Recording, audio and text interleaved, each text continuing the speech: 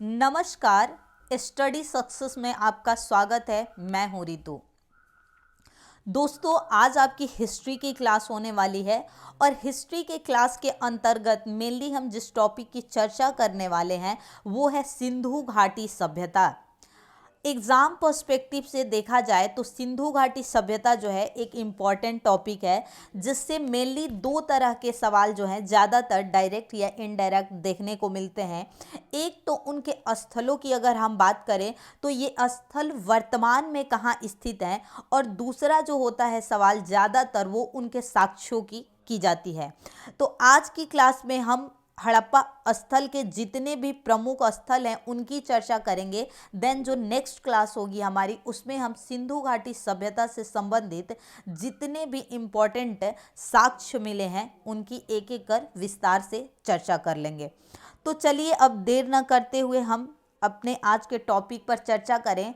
तो अगर हम सिंधु घाटी सभ्यता की उत्पत्ति की बात करें तो इसकी उत्पत्ति जो हुई है वो हुई है आपकी ताम्र पाषाण युग में, यानी कि जिसे हम चालकोलिथिक कहते हैं। ताम्र यानी लोग तांबे का भी यूज करना सीख गए थे, और पाषाण यानी पत्थरों का उपयोग तो पहले से ही पाषाण काल से भी चलता आ रहा था। यानी कि कह सकते हैं कि सिंधु घाटी सभ्यता के लोग धातु से परिचित थे।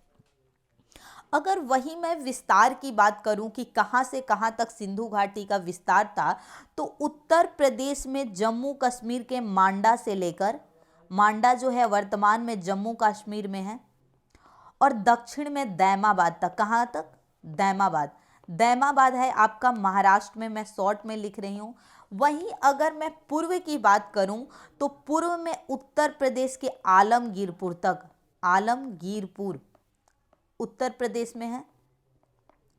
और वेस्ट की यानी पश्चिम की बात की जाए तो सुतका गेंडोर तक विस्तृत है, जो कि बलूचिस्तान प्रांत में स्थित है। कई बार इसमें एक और सवाल आ जाता है कि किस नदी पर कौन सा स्थल।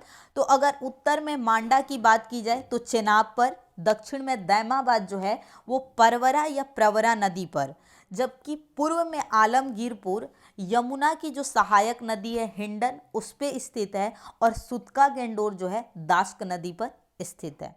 तो चलिए अब हम एक एक कर स्थलों की चर्चा करें। तो हम जितने भी इम्पोर्टेंट स्थल हैं, हड़प्पा सभ्यता में बहुत सारे स्थल मिले हैं, लेकिन हम उन स्थलों की ही चर्चा करेंगे जो एग्जाम पॉइंट ऑफ व्यू से काफ़ी इम्पोर्टेंट है। तो अब हम सबसे पहले पाकिस्तान में, क्योंकि हड़प्पा सभ्यता का जो विस्तार है भारत, पाकिस्तान और अफगानिस्तान के कुछ क्षेत्रों में है। मेनली जो विस्तार है वो पश्चिमी भारत के क्षेत्रों में देखेगा, और पाकिस्तान में जो सिंध प्रांत वगैरह है यहाँ जो है विस्तार ज़्यादा था। एक बात और भी यहाँ याद रखिएगा कि सिंधु घाटी सभ्यता यानी कि सिंधु घाटी जो सिविलाइजेशन है, इसे हम हड़प्पा सभ्यता के नाम से क्यों जानते हैं? क्योंकि यहाँ अगर आपको दिख रहा होगा कि मैं यहाँ सिंधु घाटी सभ्यता के प्रमुख स्थल लिखी हूँ, लेकिन यहाँ हड़प्पा सभ्यता के स्थलों की बात की है मैंने। तो हड़प्पा स्थल इसलिए कहा जाता है क्योंकि जो इसका पहला स्थल की खोज हुई थी, यानी कि सिंधु घाटी सभ्यता के अंतर्गत जिस पहले स्थल की खोज की गई थी वो था हड़प्पा, इसलिए हम इसे हड़प्पा स्थल के नाम से जानते हैं। तो पाकिस्तान में अगर मुख्य स्थलों की बात की जाए तो हड़प्पा, मोहनजोदड़ो, चनहुदड़ो, कोटदीजी, मेहरगढ़, सुतका गेंडोर और आमरी, ये सब जो है प्रमुख पाकिस्तान के स्थल हैं। वहीं अगर मैं गुजरात की बात करूं तो गुजरात में जो प्रमुख स्थल हैं रंगपुर, सुरकोटदा, लोथल और धौलावीरा। अब यहाँ एक बात ध्यान देने की है कि कोटदी जी पूछे तो पाकिस्तान और सुरकोटदा पूछे तो गुजरात। धौलावीरा सिंधु घाटी सभ्यता के अंतर्गत एकमात्र स्थल जो कि यूनेस्को में शामिल है वो है आपका धौलावीरा। यूनेस्को के बारे में आपने पढ़ा होगा, यूनेस्को जो है विश्व धरोहर के में स्थलों को शामिल करता है। तो एकमात्र जो स्थल है धौलावीरा, ये यूनेस्को में शामिल है, United Nation economical social cultural organisation जो है। अब उत्तर प्रदेश में भी बहुत सारे स्थल हमें मिले हैं, जिसमें दमदमा, आलमगीरपुर, महादहा, लहुरा देव, कुलडीहवा, अतरंजी खेड़ा और सराय नहार है।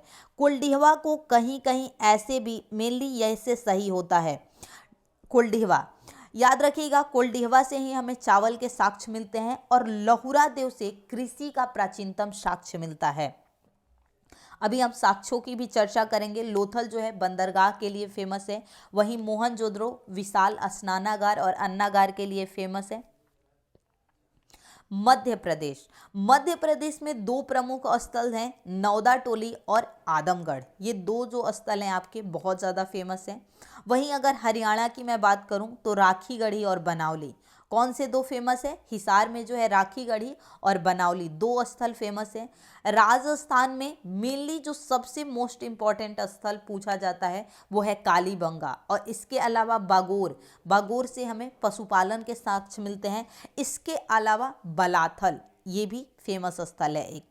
बिहार से बहुत कम ही स्थल सिंधु घाटी सभ्यता के मिले हैं, लेकिन फिर भी जो दो हैं जिसकी चर्चा कई बार एग्जामों में हुई है बिहार से संबंधित एग्जामों में, उसमें चिरांद और चेचर, ये दोनों जो स्थल हैं, यहाँ से आपको हड्डियों के उपकरण की बात की जाए, आभूषणों की बात की जाए तो इनके साक्ष्य मिले हैं। ये दोनों स्थल की अगर मैं बात करूँ तो एक जो है वैशाली में है और एक सारण जिले में स्थित है।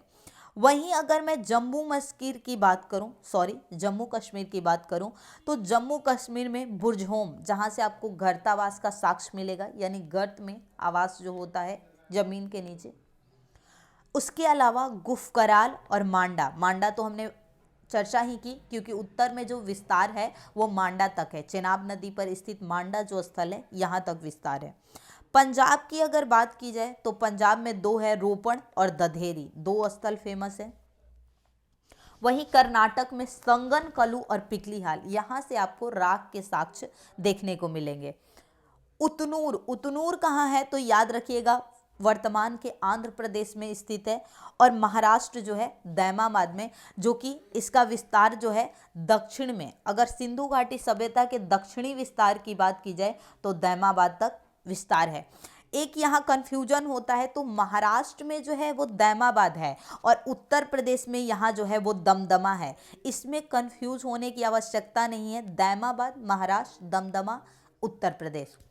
तो अब हमने प्रमुख स्थलों की चर्चा कर ली। अब हम देखते हैं सिंधु घाटी सभ्यता से संबंधित कुछ मुख्य जो तथ्य हैं, यानी कि सिंधु घाटी के जितने भी इम्पॉर्टेंट फैक्ट्स हैं उन पर एक नज़र डालते हैं।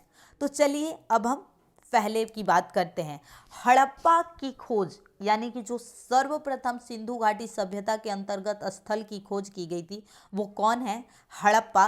तो याद रखिएगा दयाराम साहनी ने किया था। कब? 1921 में, 1921 में। मोहनजोदड़ो की खोज, क्योंकि ये भी एक प्रमुख स्थल है, तो इसकी खोज 1922 में रखालदास बनर्जी द्वारा। किसके द्वारा? रखालदास बनर्जी। सिंधु घाटी सभ्यता का खोजा गया पहला स्थल हड़प्पा, क्योंकि हड़प्पा के नाम पे ही हड़प्पा सभ्यता भी कहते हैं। तो जो सर्वप्रथम स्थल की खोज हुई थी इस सभ्यता के अंतर्गत वो है आपकी हड़प्पा। मिनी हड़प्पा के नाम से जाना जाता है, यानी छोटे हड़प्पा के नाम से जाना जाता है। तो गुजरात का जो लोथल है उसे हम मिनी हड़प्पा के नाम से जानते हैं। बिना दुर्ग का एकमात्र सिंधु स्थल। आपने पढ़ा होगा कि सिंधु घाटी के जितने भी स्थल थे उन्हें दुर्गों में रखा जाता था, जो ऊपर के क्षेत्र में होते थे, जहां पर जो है कुलीन वर्ग रहते थे, वो दुर्गों में घिरे होते थे। तो एकमात्र स्थल जो दुर्गों से नहीं घिरा था तो याद रखिएगा वो था चन्हुद्रो।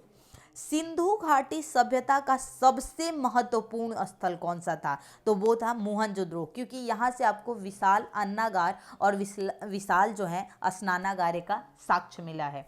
सिंधु घाटी सभ्यता का सबसे बड़ा नगर भी पूछा जाए, क्योंकि ये एक नगरीय सभ्यता थी। बार बार नगरों की बात हो रही है तो याद रखिएगा कि सिंधु घाटी सभ्यता एक नगरीय सभ्यता थी, ना कि ग्रामीण सभ्यता। वो थी मोहनजोदड़ो। सिंधु घाटी सभ्यता का सबसे बड़ा स्थल कहा जाए तो राखी गढ़ी। कहाँ पर है? हरियाणा में। सिंधु घाटी सभ्यता का सबसे छोटा, बड़ा भी देख लिए हम, छोटा भी, तो अलाहदीनो जो स्थल है वो है सिंधु घाटी सभ्यता का सबसे छोटा स्थल। वहीं अगर आपसे पूछा जाए कि सिंधु घाटी सभ्यता का पहला शहर, क्योंकि नगरीय सभ्यता थी तो पहला जो शहर तो वो है आपका गुजरात का लोथल, क्योंकि यहाँ जो है बंदरगाह वगैरह के साक्ष्य मिलते हैं। तो हमारी जो अभी क्लासेस होगी मेनली फ्रेंड्स वो फैक्चुअल होगी, क्योंकि बहुत सारे एग्जाम में फैक्ट्स पूछे जाते हैं खासकर प्री में। उसके बाद कुछ दिनों बाद हमारी जो होगी प्रॉपर क्लासेस चलने लगेगी, जिसमें हम लोग लाइन बाय लाइन एक एक टॉपिक करके विस्तृत रूप से उनकी चर्चा करेंगे। तो आज के लिए इतना ही, कल मिलते हैं फिर आपसे एक नए टॉपिक के साथ, इसी से संबंधित जो हमारा दूसरा टॉपिक है सिंधु घाटी सभ्यता के साक्ष्य। धन्यवाद।